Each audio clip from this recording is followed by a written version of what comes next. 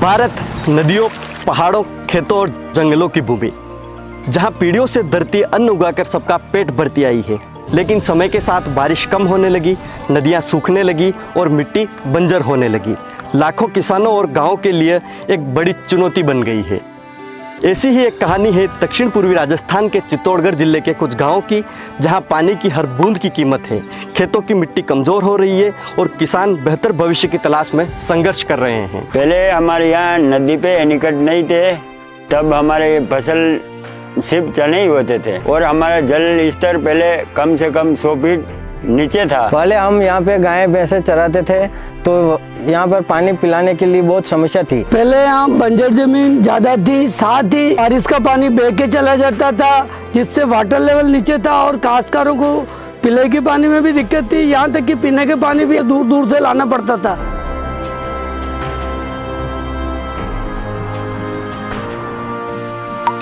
लेकिन इस संकट को समाप्त करने के लिए अब एक राष्ट्रीय अभियान शुरू हुआ है, वाटरशेड योजना। यह मात्र एक सरकारी योजना ही नहीं है, बल्कि यह एक संकल्प है पूरे भारत को जल और मृदा समृद्ध बनाने का। सरकार ने जो बहुत ही महत्वपूर्ण योजना जलग्रहण योजना जो चालू की है, इसमें समग्र विकास की योजनाएं हैं ये, जिसका मेन उद्देश्य है मिट्टी को बचाना है, जल की गति को कम करना है और जल का संरक्षण करना है, जल को जमीन में पुनर्भरण करना है। जल ग्रहण का मतलब ये है, ये ऊंचे इलाके में होता है नॉर्मली, और पानी जो है जहाँ पे छोटे मोटे नाले मिलके आगे बड़ा नाला बनता है, उससे पहले का पूरा जल ग्रहण क्षेत्र कहलाता है।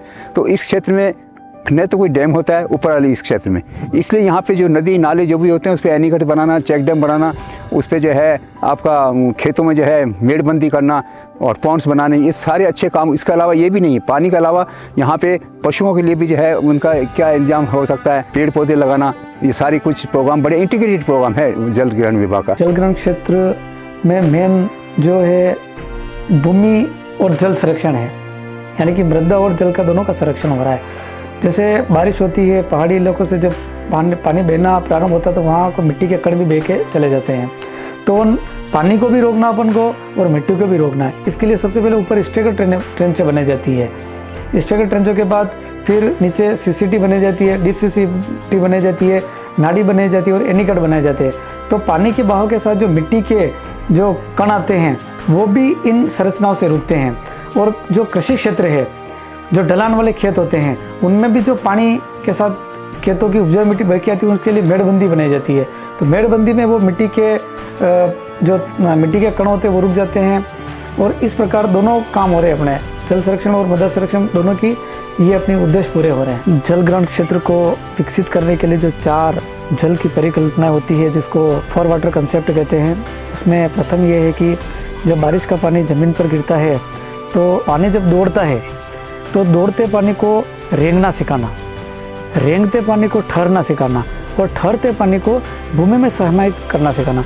इन 4 परिकल्पना के आधार पर जल संरक्षण का अपन विकास करते हैं।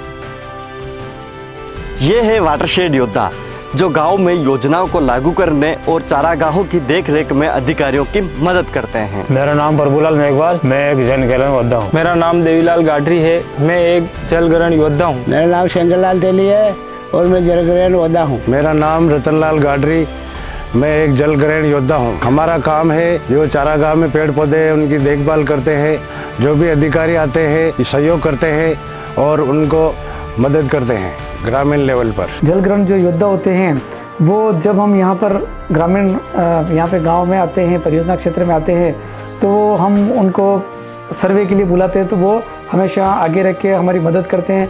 जैसे चारागाह क्षेत्र में पौधारोपण में मदद करते हैं, सिक्योरिटी में मदद करते हैं, और भी जो हमारी यहाँ पे संरचनाएं बनाई जाती है और ग्राम स्तर पर आपसी ग्रामीणों के साथ हमारे सामंजस्य बैठाने में जल ग्रहण योद्धा का अहम भूमिका रहती है। भारत सरकार की वाटरशेड योजना ने अब तक कई महत्वपूर्ण सफलताएं हासिल की है। इसे गांव-गांव, खेत-खेत तक प्रभावी रूप से पहुंचाया जा रहा है। अब तक देश भर में हजारों जल संग्रहण परियोजना पूरी हो चुकी है, जिससे लाखों किसानों की जिंदगी में बदलाव आया है।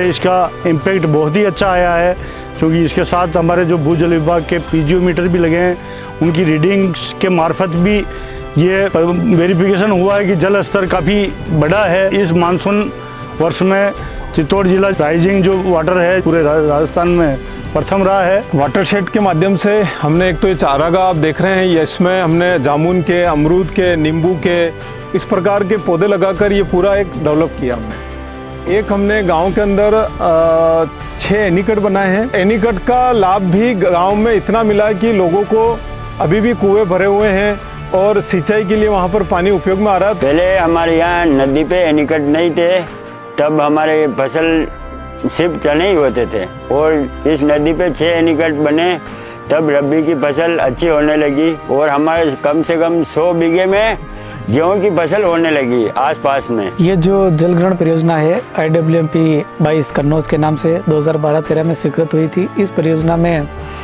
हमने कई गतिविधियों में काम कराए, जैसे प्रवेश बिंदु गतिविधि में हमने यहाँ पर पशु खेल निर्माण, चबूतरा निर्माण आदि कार्य करवाए। उसके बाद NRM गतिविधि, इस परियोजना में 28 एनीकट, 5 चेक डैम, 7 नाड़ी निर्माण तथा करीब 10 से 15 हेक्टेयर में हमने इसमें ट्रेंचों का काम कराया। और चारागाह विकास को अगर लेते हैं उत्पादन गतिविधि में, तो चारागाह विकास में 45 हेक्टेयर में चारागाह विकास कराया गया है। ये एनीकट बनने से हमारे भूजल स्तर में भी बढ़ोतरी हुई है और उसका फायदा हमारे को सभी आसपास के कुएं वालों को मिल रहा है। किसानों को जागरूक करने के लिए भारत सरकार कई कदम उठा रही है, जिससे कि जल संग्रहण का सपना साकार हो रहा है।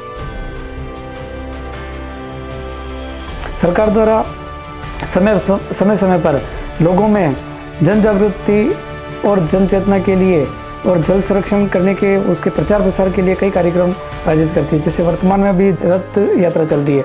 रथ यात्रा के माध्यम से परियोजना क्षेत्र में एक रथ चलता है जो जल संरक्षण की महत्ता के बारे में बताता है। इसके अतिरिक्त विद्यालयों में निबंध प्रतियोगिता, चित्रकला प्रतियोगिता, साइकिल रैली, प्रभात फेरी, कलश यात्रा और नुक्कड़ नाटक, सभाएं आदि करके भी जल और मृदा संरक्षण के प्रति लोगों में अवेयरनेस हो, ऐसी प्रचार प्रसार किया जाता है। भारत की यह वाटरशेड योजना एक नई कहानी लिख रही है। जल संरक्षण, मृदा संरक्षण, हरियाली एवं समृद्धि की। पानी की हर बूंद अनमोल है। जल संरक्षण करें, जल ही जीवन है।